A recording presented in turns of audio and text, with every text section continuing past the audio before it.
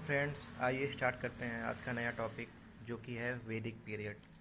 जैसा कि हमने लास्ट वीडियो में देखा था कि इंडस वैली सिविलाइजेशन में जो है वो लोग अर्बन अर्बन सिविलाइजेशन था वो, तो ये ख़त्म कैसे हो गया, फिर ये वैदिक पीरियड कैसे आ गया। ये बहुत लोग का मानना है कि वहाँ बाढ़ आ गया था, जैसा कि आपने उस मूवी में देखा था, जो मूवी थी मोहनजोदाड़ो में।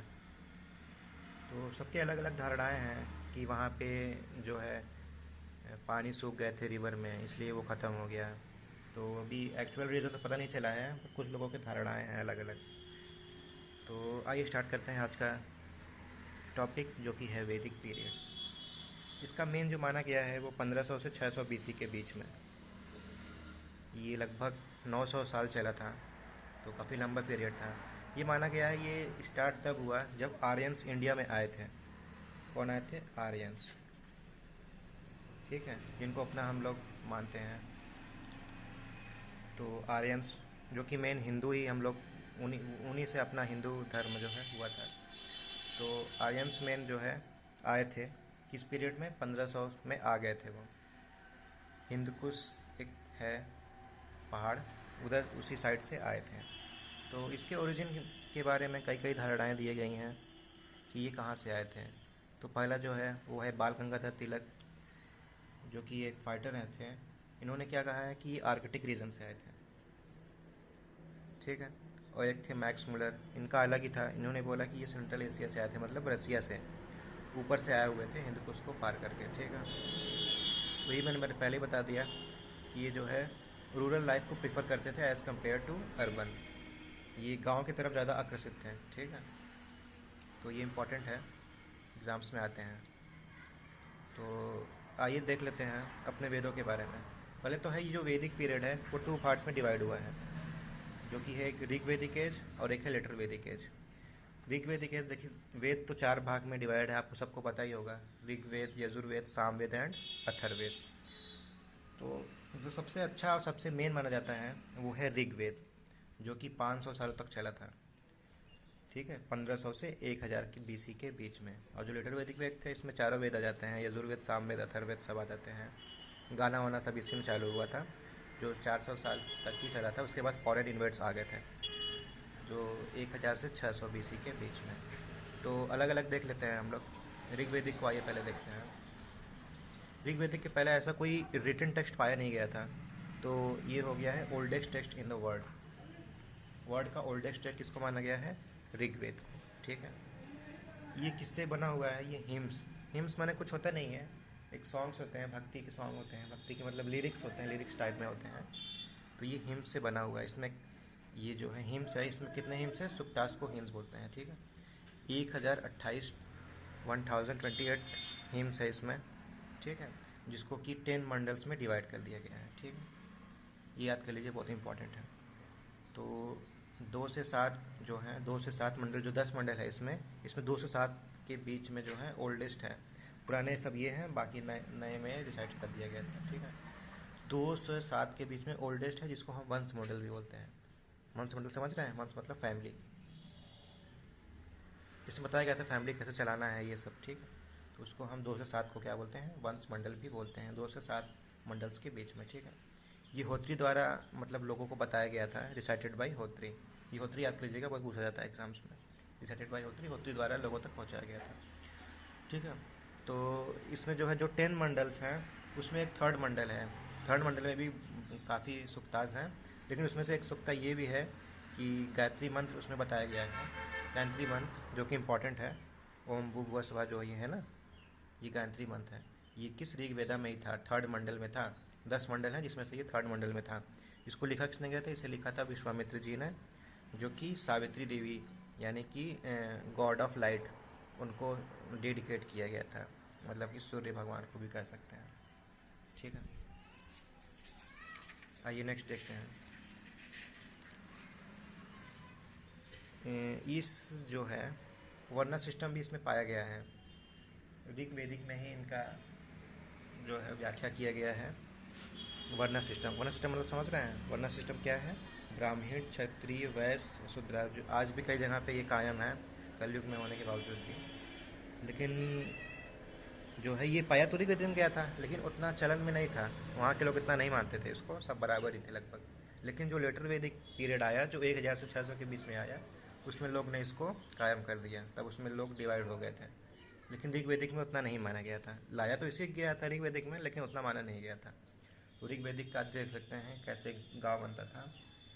तो जो विलेज होता था, विलेज को जो है ग्रामीणी बोलते थे, जो विलेज के हेड होते थे। जैसे यहाँ पे हम लोग को प्रधान बोलते हैं विलेज के हेड, वहाँ पे ग्रामीणी बोलते थे। ढेर सारे विलेज को बना के विस्पति बनते थे। ये हेड जो थे, ढेर सारे विलेज को बुला के इसको विस्पति बोलते थे, जैसे सीएम होता है ना, उसको बोलते हैं। और किंगडम, ढेर सारे जो है विलेज को मिला के और ढेर सारे विस्पति को मिला के जो बनते हैं राजन, जो सुप्रीम होते हैं, ठीक है, जो किंगडम को संभालते हैं, पूरा किंगडम, पूरा राज होता है उनका, उनको बोलते हैं राजन। बेसिक यूनिट कौन था? कुला था। एक फैमिली को क्या बोलते थे? कुला बोलते थे, एक फैमिली को, ठीक है। और इसमें जो हम लोग, जो हमारे यहाँ असेंबलीज़ हैं, 2 असेंबली हैं, उस टाइम पे भी 2 असेंबली थे। एक सभा थे, सभा एक थे समिति। उसमें क्या होता था? एल्डर्स के थे, सभा में क्या बैठते थे? एल्डर्स कौन से थे? मतलब जो बुजुर्ग लोग थे घर के बड़े बड़े, उसमें बैठते थे। और समिति क्या होता था? जिसमें जनरल असेंबली होता था, मतलब कि कोई भी एज का हो, बड़ा हो या छोटा, इसमें सब बैठते थे। आइए नेक्स्ट देखते हैं। चाइल्ड मैरिज उस समय नहीं था, सती प्रथा नहीं। सती प्रथा का प्रैक्टिस चालू हुआ था इस समय, लेकिन होता नहीं था उतना। तो चाइल्ड मैरिज था नहीं, चाइल्ड मैरिज नहीं था, ठीक है।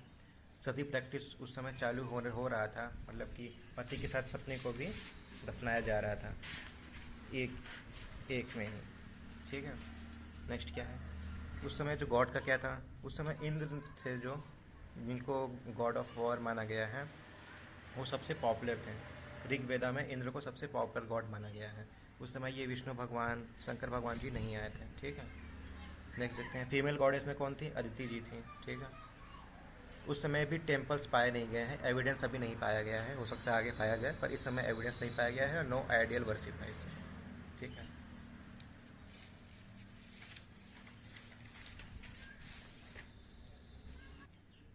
आइए नेक्स्ट वेद देखते हैं, जो कि है यजुर्वेद। यजुर्वेद क्या था? कुछ था नहीं, जो हमारा ऋग्वेद था पुराना वाला, उसको भी थोड़ा और डिस्क्राइब करके इसको किया गया है। तो देखते हैं ये क्या है। Has details of rules to be followed during sacrifice and only Veda which comprise prose and, इसमें क्या थे? प्रोज एंड पोएट्रीज थे, जो कि क्या थे, जिसको जैसे ये हुआ था, जो सेक्रीफाइसेस जो राजा लोग करते थे उस समय, राजा लोग सेक्रीफाइसेस करते थे ना, पहले क्या किया जाता था? हॉर्स को छोड़ दिया जाता था, जहाँ जहाँ हॉर्स चला जाएगा वो उनका ज़मीन हो जाएगा, अगर कोई रोक देता है तो वो उनका हो जाता है। तो जो हॉर्सेस के सेक्रीफाइसेस जो हम लोग करते थे, हम लोग नहीं, जो राजाज करते थे, तो उनको डिटेल में समझाने के लिए ये यजुर्वेद का हुआ था। इसमें क्या थे? प्रोज और पोएट्रीज थे, ठीक है। नेक्स्ट क्या है? सामवेद। सामवेद क्या है? इंडियन म्यूज़िकल का भी इसमें से एविडेंस पाया गया है, यहीं से इंडियन म्यूज़िक का स्टार्ट हुआ था। तो इसमें क्या है? कलेक्शन ऑफ सॉन्ग्स हैं इसमें, ठीक है। ये एग्ज़ाम से पूछे जाते हैं कि इंडियन म्यूज़िक का कहाँ से पाया गया, तो आप सामवेद लगाएंगे, ठीक है। इंडियन क्लासिकल म्यूज़िक तो मैंने बता दिया, ट्रेस टू इट। इसमें क्या थे? 1549 हिम्स पाए गए थे, ठीक है, याद कर लीजिएगा मैंने। ऋग्वेदा में कितने पाए गए थे? 10 मंडल थे ऋग्वेदा में, 10 मंडल थे, और 128 हिम्स थे, यानी कि सुक्तास थे, ठीक है। नेक्स्ट क्या है? अथर्ववेद। इसमें मैजिकल फार्मूला थे, जो आज के दौर में भी अभी तक भी है, लोग, कई लोग मानते हैं इसको, जिसको हम हिंदी भाषा में बोलते हैं जादू टोना, ठीक है। इसमें मैजिकल फार्मूला से, ये बुक से मैजिकल फार्मूला को, that deals with the peoples problem, ठीक है। तो पीपल के जो प्रॉब्लम्स होते थे, जो समस्याएं थी कि हमारी शादी नहीं हो रही है, ये नहीं हो रही है, वो नहीं हो रही है, उनके प्रॉब्लम्स के बारे में इस बुक्स में बताया गया था, ठीक है। ये बना किस था? Spells and charms, spells and charms से इसको बनाया गया था बुक को, ठीक है। अथर्ववेदा भी मेन है, ठीक है। और देखिए यजुर्वेद में आयुर्वेद का भी डिस्क्राइब हुआ है, तो आयुर्वेद का भी यजुर्वेद में लिया गया था, कि मैं बता दूंगा। तो इन सब के अलावा भी कुछ और थे।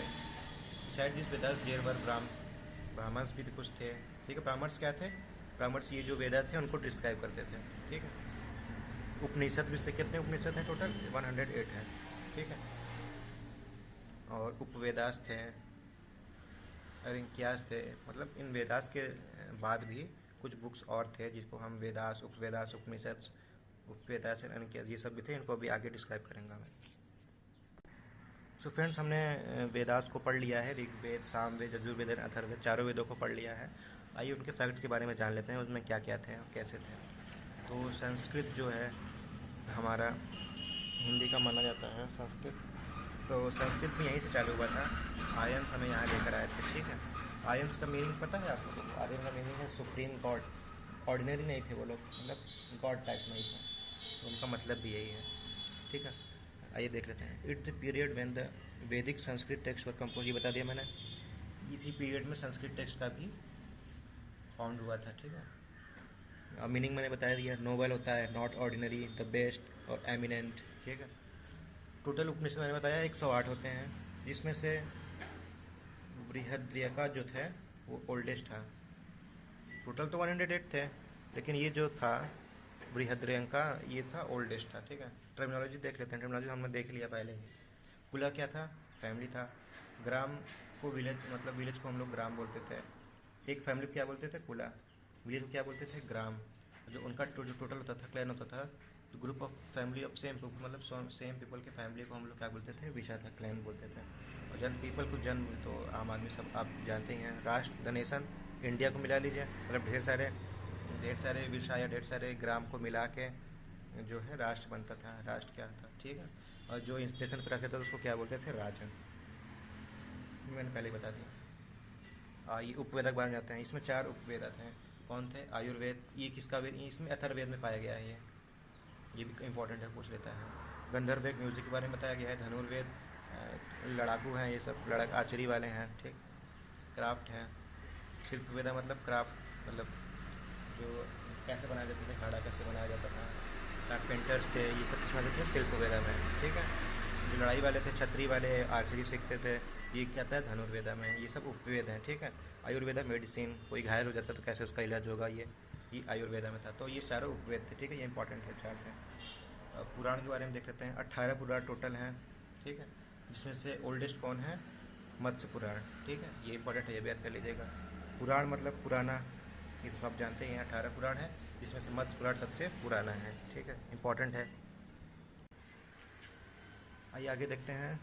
Ashtadhyayi is the first grammar of the word written by पन्नी। पन्नी उस समय के थे, ऋग्वेदा टाइम पे ही थे। ये अष्टाध्यायी एक बुक इन्होंने लिखा था, जो कि first grammar of the word माना गया है, ठीक है। ये बहुत इंपॉर्टेंट है, ठीक है, याद कर लीजिएगा।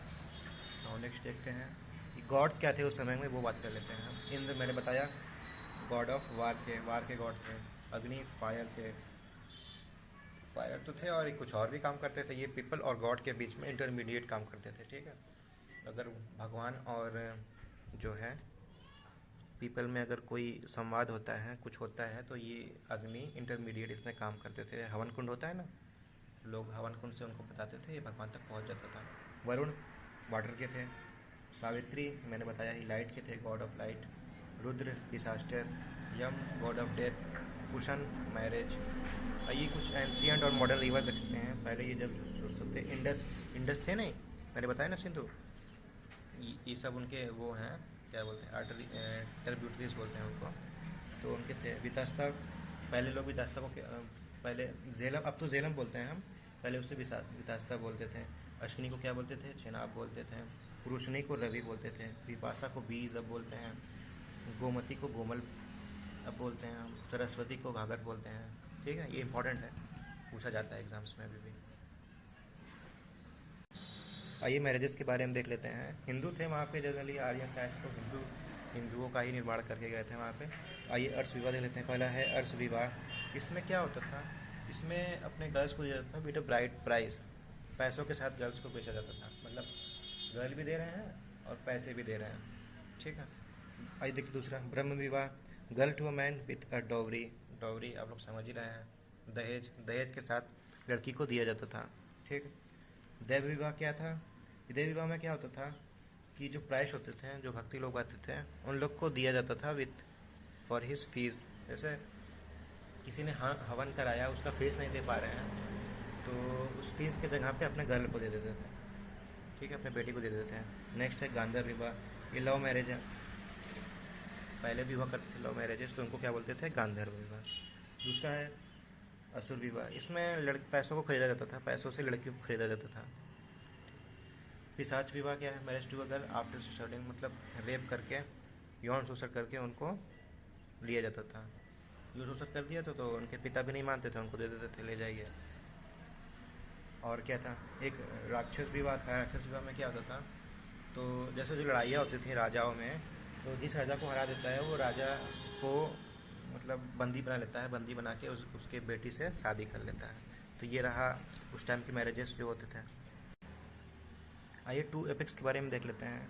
टू एपिक्स क्या थे, ये तो सबको पता ही होगा। रामायण एंड महाभारत। किसने रामायण किसने लिखा है? वाल्मीकि जी ने लिखा है। महाभारत किसने लिखा है? वेद व्यास जी ने। ये तो सबको पता ही है नॉर्मली, अब तो आजकल टीवी पे भी आ जाता है।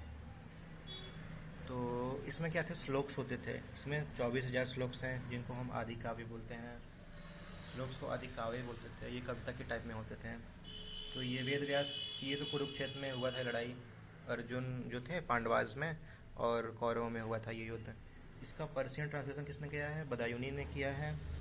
इसको जो थे महाभारत, पर्शियन में इसको क्या बोलते हैं? रज़्म बोलते हैं। रज़्म जो बदायून थे, जो जिन्होंने लिखा है पर्शियन भाषा में, उनको नाम दे दिया महाभारत को रज़्म। तो इसमें श्लोक कितने थे? पर्शियन में भी इसमें बदायूनी जी ने पर्शियन में इसको ट्रांसलेट किया है। तमिल में किसने किया है? कंबन ने किया है। और फिर जो है ये रामचरितमानस अकबर जो थे उनके टाइम पे किया था तुलसीदास जी ने। ठीक है, इंपॉर्टेंट है। नेक्स्ट देख लेते हैं कुछ इंपॉर्टेंट फैक्ट्स देख लेते हैं। और क्या थे? सत्यमेव जयते जो इंडिया के आज में लिया गया है, टेकन फ्रॉम उपनिषद से लिया गया था। उपनिषद कितने थे? 108 थे। सबसे पुराना कौन था? बृहद्रास था। उसमें भी एक ये भी था सत्यमेव जयते, किसी उपनिषद से था, मुंडक उपनिषद था एक, उसमें से सत्यमेव जयते को लिया गया है इंडिया में। ठीक है। और उस समय जो थे, उस समय गोल्ड कॉइन को हम क्या बोलते थे? निष्का बोलते थे। ठीक है, गोल्ड कॉइन को क्या बोलते थे? निष्का। इंपॉर्टेंट है। फिर जो है लेटर वैदिक में क्या आ जाता है, ये आश्रम प्रथा आ जाती थी। आश्रम प्रथा मतलब समझ रहे हैं? मतलब जीवन के 4 चरण थे। ब्रह्मचार्य, इसमें पढ़ाई वाला था। गृहस्थ, शादी होने के बाद जो फैमिली संभालते हैं गृहस्थ। फिर वनप्रस्थ में क्या देते थे, जब वो लोग बूढ़े हो जाते थे तो जंगल में चले जाते थे। फिर क्या लेते थे? संन्यास लेते थे, भगवान की भक्ति में लीन हो जाके एंड हो जाता था उनका, मर जाते थे। ठीक है, तो ये जो है 4 आश्रम सिस्टम थे, उनको वहाँ पे फॉलो होना चालू हो चुका था। ये नेक्स्ट देखते हैं। नेक्स्ट क्या है? Agriculture was main occupation. उस टाइम पे भी एग्रीकल्चर का मेन ऑक्यूपेशन था, लेकिन कारपेंटर्स भी वहाँ आ चुके थे। मतलब हर चीज़ चालू हो चुका था वहाँ पे, जो है घर भी बनने लगे थे। तो एग्रीकल्चर वाज मेन था उसमें। ठीक। नाउ नेक्स्ट, उस समय मैंने पढ़ाया था हड़प्पन सिविलाइजेशन में, इंडस वैली सिविलाइजेशन में आयरन नहीं था। उसमें क्या था? कॉपर प्लस एसन जो बनाते थे, ब्रॉन्ज बनाते थे, उसमें आयरन नहीं पाया गया था। लेकिन इस समय में आयरन मिल चुका था। Iron was found. नाउ 2 थे इसमें। एक ऋग्वेदा था ना, ऋग्वेदा में सबसे इंपॉर्टेंट गॉड कौन थे? इंद्र थे। लेकिन जो लेटर थे जिसमें कि यजुर्वेद, सामवेद और अथर्ववेद आते हैं, इसमें इंद्र ने अपना इम्पोर्टेंस खो दिया था। फिर यहाँ पे कौन बच गए थे? यहाँ बच गए थे प्रजापति जी आ गए थे, विष्णु बन गए थे, और रुद्र जी ने अपना इम्पोर्टेंस पा लिया था। ठीक है, तो प्रजापति, विष्णु एंड रुद्र लेटर वैदिक में ये थे। इंद्र मेन थे ऋग्वेद में। ठीक है। नाउ रिवर्स के बारे में देख लेते हैं। तो ऋग्वेदा में जो है कुछ नदियों का जिक्र किया गया है, जिसमें सिंधु को सबसे ज़्यादा बार किया गया है मेंशन। ठीक है, तो सिंधु नदी मतलब इंडस नदी को सबसे ज़्यादा मेंशन कौन सा नदी है? मोस्ट सिंधु नदी है। नेक्स्ट सरस्वती को सबसे मतलब प्रोमिनेंट प्योर रिवर मतलब भक्ति के लिए पाया गया है, सरस्वती रिवर को सबसे अच्छा माना गया है। नेक्स्ट नर्मदा था। गंगा का जिक्र सिर्फ एक बार हुआ है, यमुना का 3 बार हुआ है। तो ये इंपॉर्टेंट है, एग्जाम से पूछा जाता है कि ऋग्वेदा में कौन से नदियों का कितने बार जिक्र हुआ है, ये पढ़ लीजिए। सबसे ज़्यादा किसका हुआ है? सिंधु जी का हुआ है। सबसे प्योर किसको माना गया है भक्ति के लिए? प्रोमिनेंट किसको माना गया है? सरस्वती जी को। गंगा का कितने बार जिक्र है? 1 बार ही है। यमुना का 3 बार है। आयुर्वेद का ओरिजिन कहाँ गया है? अथर्ववेद से माना गया है। ठीक है, ये इंपॉर्टेंट है, ये मैंने पहले ही बता दिया। ठीक है, तो यहाँ भी वीडियो एंड करते हैं। कुछ और इम्पॉर्टेंट है उन्होंने मैं बाद में बता दूँगा, लेकिन एग्ज़ाम्स पॉइंट ऑफ व्यू में ये सबसे इम्पॉर्टेंट है जिनको मैंने बता दिया है। तो यहाँ पे वीडियो का एंड करते हैं। नोट्स मैं आपको लिंक में दे दूँगा, जिसे आप टेलीग्राम चैनल में ज्वाइन करके देख सकते हैं। Thank you.